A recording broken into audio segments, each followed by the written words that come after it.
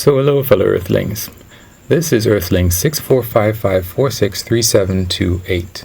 And how do you jumpstart an American dictatorship?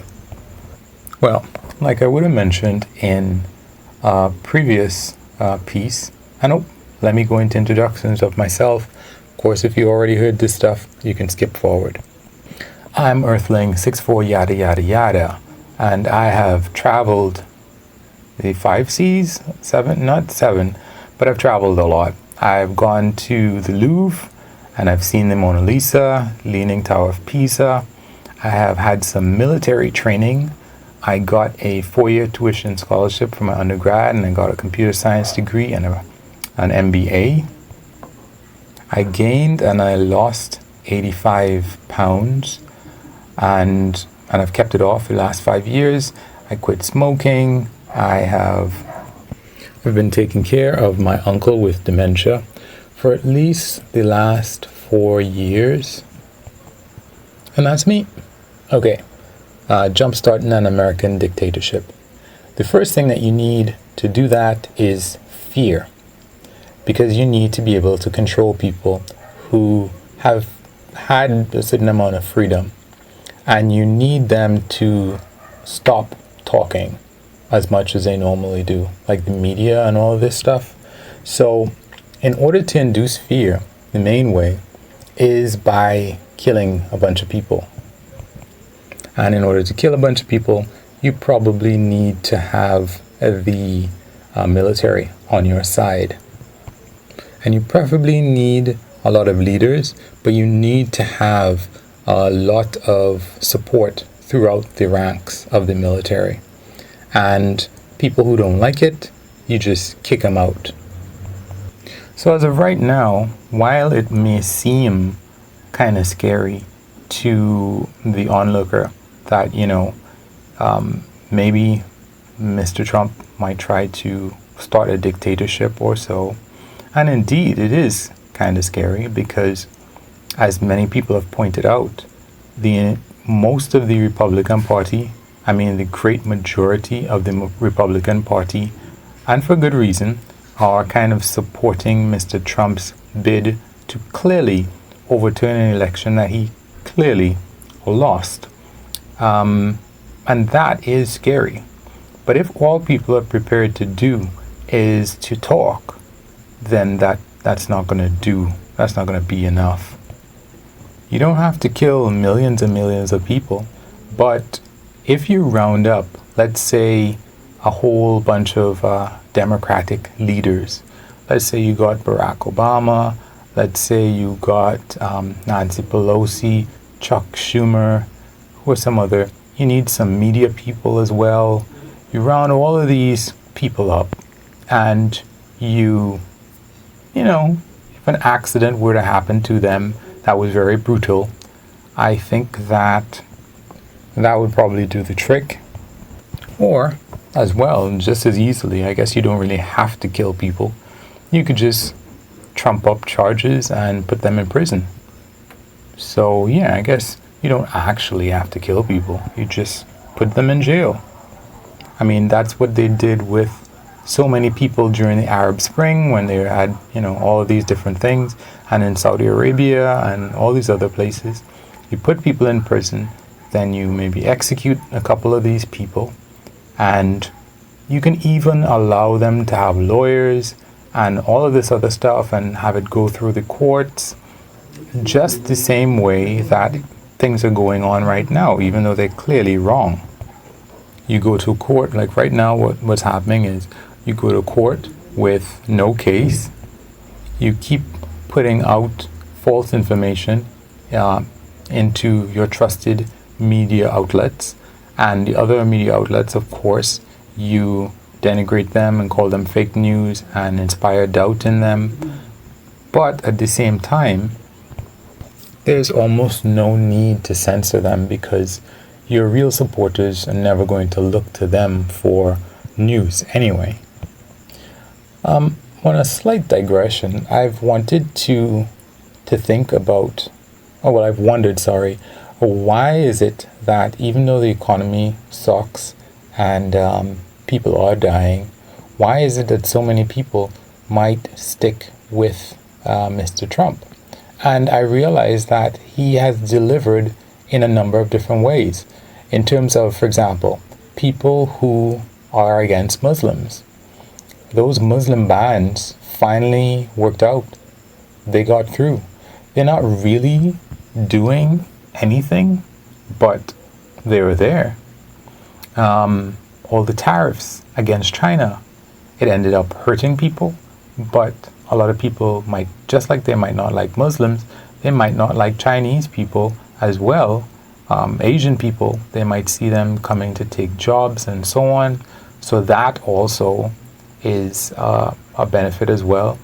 The fight to procure money for the wall, that isn't doing anything either, again, in terms of keeping people from coming in through the Mexican border, arranging with the Mexican government to detain those people while supposedly their cases are being heard in courts, and of course just denying all refugee submissions because of the virus.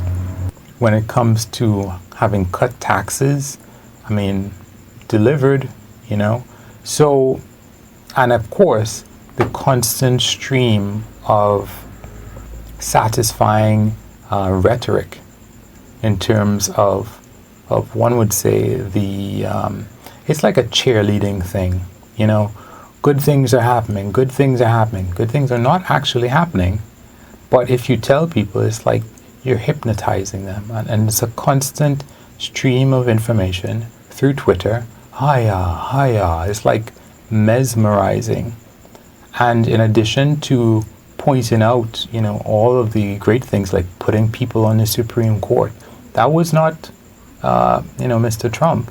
That was set up for whichever Republican came, but he followed through just like he followed through on the taxes and so on. So people have a vested interest in continuing to support Mr. Trump, even though, it's confusing. How can you say that I'm going to come up with a vaccine and this thing is like the cold? Because he's done both of them. So why do you need a vaccine, and why are you, encouraging people and saying, yeah, we're going to have a vaccine before I think he might be talking to two separate groups of people. The one set of people who wanted a vaccine, and then the other people who didn't want one. He's like, don't wear a mask, don't do this, so don't worry about it in the outlets that are important. If it's a mainstream outlet, he can say whatever positive, real, informative thing he needs to say. But if it's to a OAN or a Fox News network, he might have a completely different message, as well as even if they're covering an event where he says one thing, they can just cut out the parts where he says that one thing and just show the parts where that contribute to the message that he wants to have out. But yeah, I find it kind of suspicious that he is saying if the the Electoral College actually puts a Biden in place, then he will respect it and he will leave. I don't know. At any rate, fear, as I was saying, fear is your biggest tool, and you can achieve fear, yes, by killing people, that will definitely, but just by putting people and disappearing people. That's really all you have to do on trumped up charges, and finding a way to keep them in prison. Maybe avoiding putting them in front of somebody where they can get bail. That might be very useful. Or I suppose another thing that you could do is you wait until huge, undeniable numbers of people are dying of a viral outbreak, and then you can decide that you're going to call martial law or a state of emergency in the US, and that you can't really hand over power because of how dire things are, and then you slow down how you put out the vaccine so that there's an extended period of turmoil. You could do that. I don't expect that I'm giving Mr. Trump any ideas, but the thing about it is that clearly there's never been, at least in my memory or my understanding, a clear coup attempt. But when you have, and like I said, all of the Republican Party supporting you because they can't afford not to, you're in a pretty good position. And there will be people like Steve Bannon who are just thinking of, okay, what's the next step? How do we actually achieve this thing that we wanted all of the time, but has never actually been done before? Maybe what some people fear will not happen now. But what could happen is that people learn.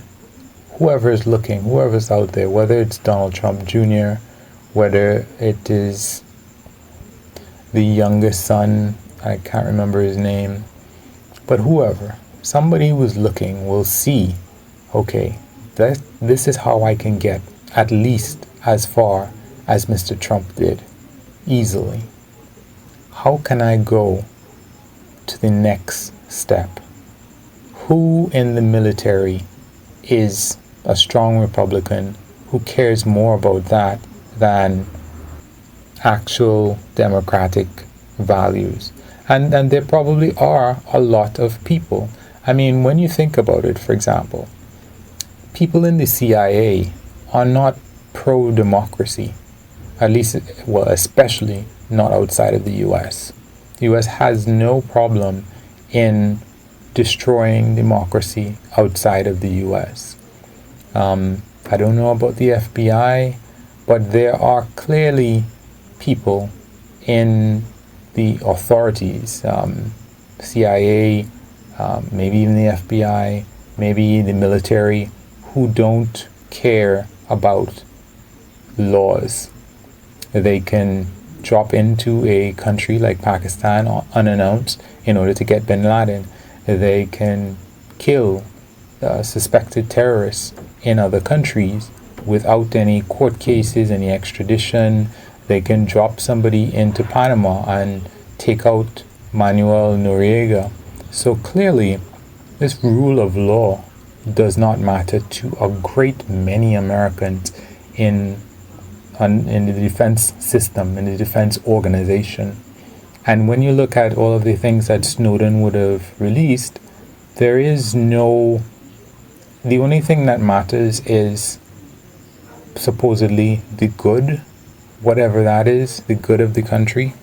So it's just a matter of joining up all of those forces and expelling the ones that supposedly believe in American democracy. And then you have your dictatorship. Hopefully it doesn't happen, because like in the previous video, it's not a good thing for the world to have the major superpower just plainly a dictatorship. So yeah. Anyway, feel free to like, dislike, comment, share, subscribe, or any of the other things you'd want someone to do if this were your piece. Thanks. Peace.